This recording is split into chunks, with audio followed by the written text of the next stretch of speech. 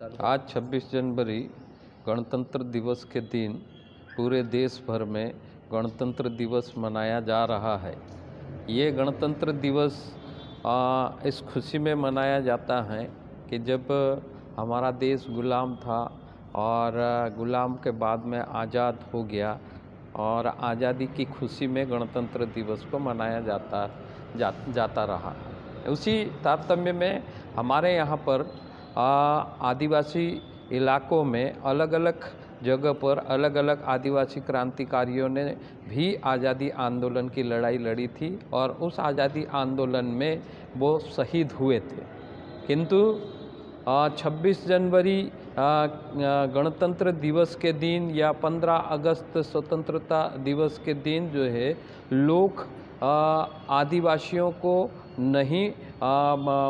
पूछते हुए और नहीं उनको मान सम्मान देते हुए उनको डाकू कहा जाता था। किंतु अलग अलग इलाके में अलग अलग लोगों ने आंदोलन जिस प्रकार से आज आदिवासी आंदोलन में किया उसी प्रकार से जो है अभी भी जो है यहाँ पर छात्र संगठन, आदिवासी एकता परिषद, आदिवासी मुक्ति संगठन, JS ऐसे जो है कई सारे संगठन जो है आदिवासी इलाकों में अपने अपने मुद्दों को लेकर काम कर रहे हैं। तो आदिवासी मुक्ति संगठन ने, आदिवासी शक्ति संगठन ने, आदिवासी मोर्चा संगठन ने मिलकर जो है टंट्या मामा को जब डाकू कहते थे उस समय जो है इन संगठनों ने मिलकर जो है पूरे देवास जिले में पैदल यात्रा निकालकर पाताल पानी में जाकर उनका कार्यक्रम जो है बड़ा धूमधाम से मनाया था और मनाने के बाद में डाकू से स्वतंत्र संग्राम सेनानी का दर्जा दिलवाने का काम किया था। वो इसलिए कि टंट्या मामा जो है उस इलाके में खंडवा जिले में वो पैदा हुए और कार्य क्षेत्र उनका जो है खरगोन, देवास और खंडवा जिले और साथ ही जो है पश्चिम मध्य प्रदेश और महाराष्ट्र की सीमाओं से लगे हुए जितने जिले महाराष्ट्र के थे उन जिलों में भी ये काम करते थे। टंट्या मामा बचपन से ही वो कुश्ती खेलने में माहिर थे और चतुर थे और फुर्तीले थे। तो उस समय वो उनके बचपन में उनकी माँ बीमार हो गई। बीमार होने के बाद में जो है उनके पिताजी ने जो है जागीरदार से कर्जा लिया था और कर्जा लेने के बाद में उनकी माँ की बीमारी बढ़ते बढ़ते जो है उनकी माँ का देहांत हो गया और माँ का देहांत होने के बाद में पिताजी जो है कर्जा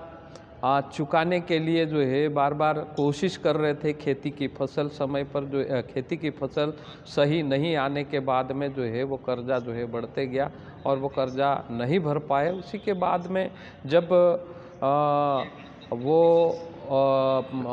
उनका पिताजी का भी जो है बीमारी लगने से जो है वो बीमार हुए और बीमार होने के बाद में फिर उनकी बीमारी का इलाज करवाने के लिए भी जो है कर्जा लिए। तब जो है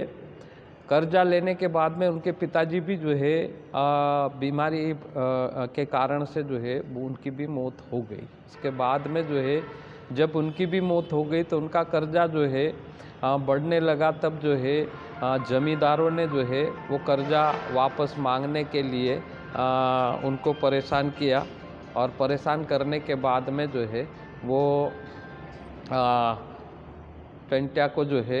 परेशान करने लगे। तो टंट्या का बचपनी मतलब खास नाम टंट्या का जो है टांडरा था। लेकिन जब वो टंट्या मतलब जिस तरह से वो काम करता था तो उस काम के हिसाब से जो है अंग्रेज़ों ने उसका नाम टांडरा से जो है टंट्या किया। क्योंकि उस समय जो है अंग्रेज का शासन था और जमींदार लोग जो है अंग्रेज़ों के इशारों पर काम करते थे। तो टंट्या का जो ज़मीन था वो ज़मीन के ऊपर जो है जमींदार से उनके पिताजी ने जो है अपनी माँ और उनके खुद के इलाज के लिए कर्जा किया था और कर्जा जो है नहीं चुका पाने के बाद में जो है जमींदार जो है टांड्रा की ज़मीन मांगने आए। तो टांड्रा ने कहा कि ज़मीन नहीं दूंगा, मैं कमा कमा कर जो है तुम्हारे पैसे वापस लौटा दूंगा। लेकिन ज़मींदार का नीयत ख़राब था, उसको तो पैसा नहीं, उसकी ज़मीन चाहिए थी। तब जो है उन्होंने ज़मीन मांगा और इन्होंने ज़मीन देने से मना किया और ज़मीन नहीं दिया तो ज़मींदार ने चाल खेली और चाल खेलने के बाद में जो है ज़मींदार ने थाने में जाकर जो है एक झूठी शिकायत दर्ज करवाई टांड्रा के नाम पे कि इसने जो है मेरे यहाँ चोरी कर ली। तो चोरी के झूठे आरोप में टांड्रा को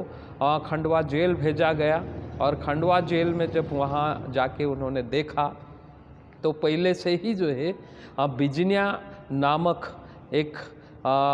टांड्रा के जैसे ही झूठे केस में जो है खंडवा जेल में बंद थे। तो वहाँ जाकर टांड्रा और बिजनिया की मुलाकात हुई। टांड्रा और बिजनिया ने आपस में बात करी तो दोनों की कहानियाँ जो है करीब करीब एक जैसे थी। जिस प्रकार से जो है टांड्रा को झूठे केस में जमींदार ने जेल भिजवाया था, उसी प्रकार जो है बिजनिया को भी जो है वहाँ झूठे केस में जेल भिजवाया था। बिजनिया मानपुर गुजरी घाट के इलाके में रहते थे और दिखने में वो काले भूस थे, ऊंचे और लाल लाल लाल टाइप की आंखें थी, तो दिखने में बड़े खुखार दिखते थे। उसी प्रकार इनकी दोस्ती जो है खंडवा जेल में हुई और खंडवा जेल में टांड्रा और बिजनिया की दोस्ती होने के बाद में इन्होंने योजना बनाई। कहानी एक जैसी थी और पीड़ित थे जागीरदार और अंग्रेज़ों से, तो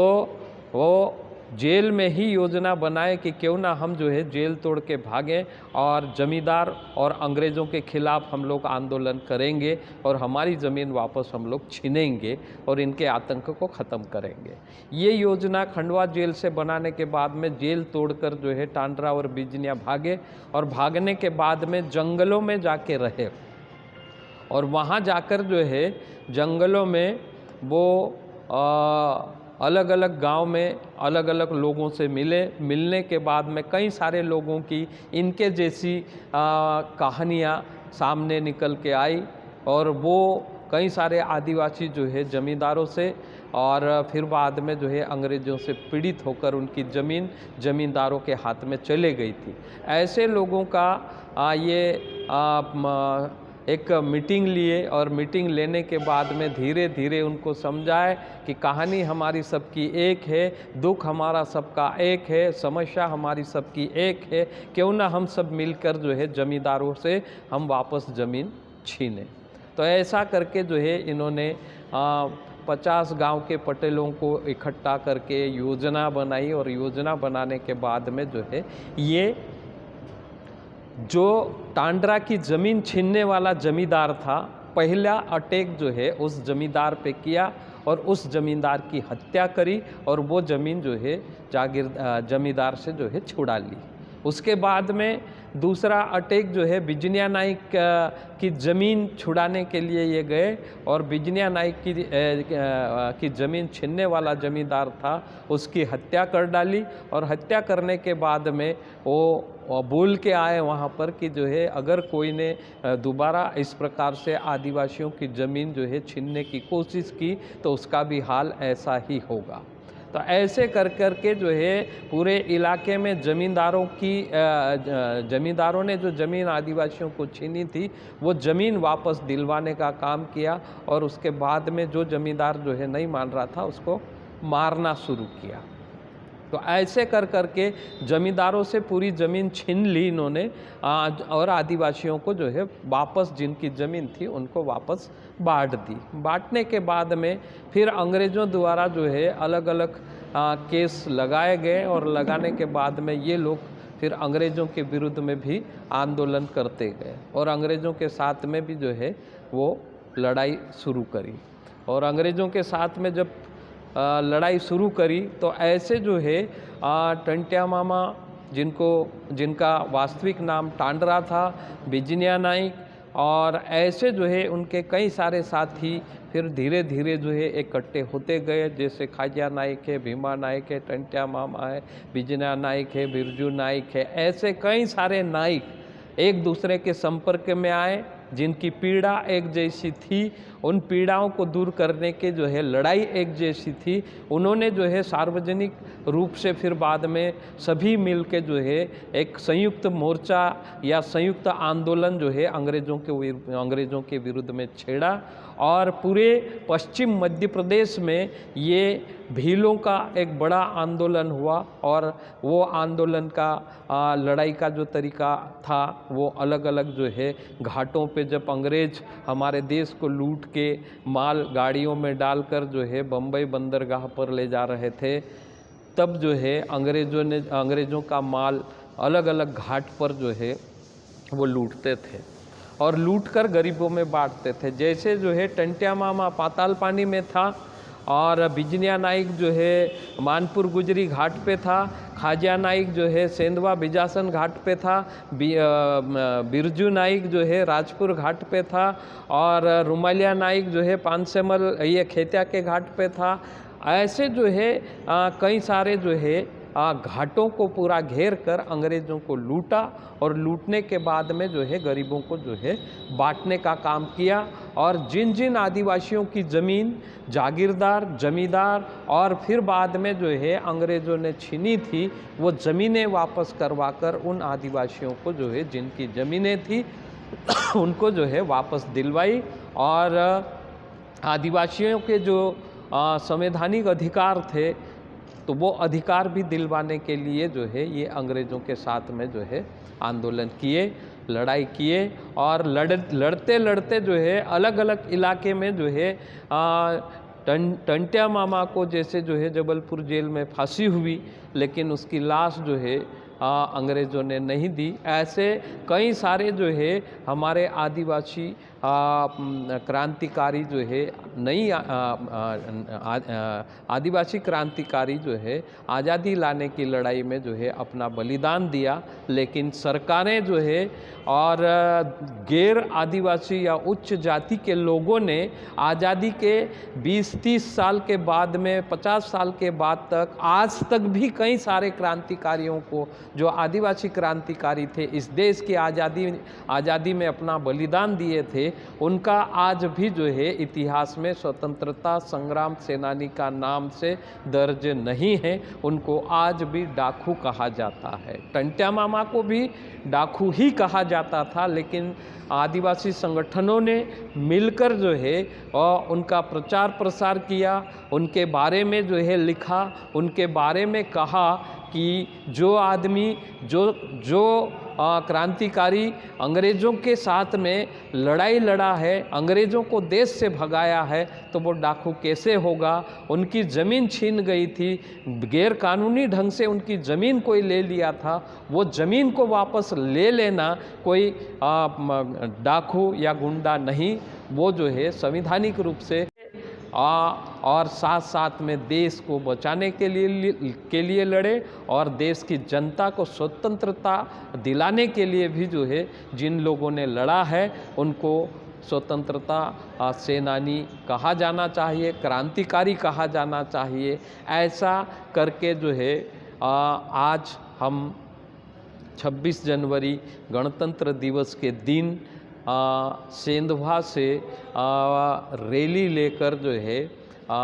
बरू फाटक तक जो है जाएंगे और जितने आदिवासियों के अधिकार है वो कैसे सुरक्षित रहें और उनको कैसे मिले। दूसरा, आज जो है दिल्ली में किसान आंदोलन चल रहा है, वो आंदोलन का भी हम समर्थन करते हुए आज की रैली को